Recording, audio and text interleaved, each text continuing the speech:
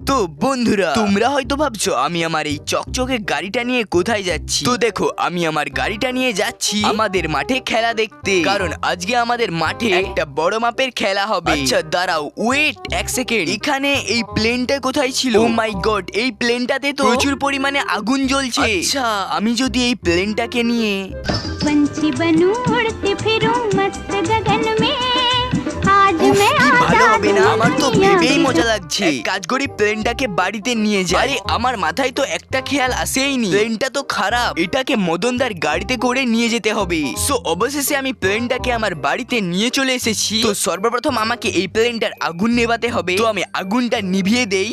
তো আমি জল দিয়ে আগুনটা নিভিয়ে দিয়েছি। এবার এখনো অনেক কিছু মডিফাইড বাকি আছে এই প্লেন, যেমন এর কালার চেঞ্জ করব এবং কি এর ইঞ্জিনটা কেমন আছে সেটাও দেখব। আগে ভেতরটা দেখি, না সবকিছু ঠিকই আছে। বাই দ্য ওয়ে, তোমরা সাবস্ক্রাইব করো।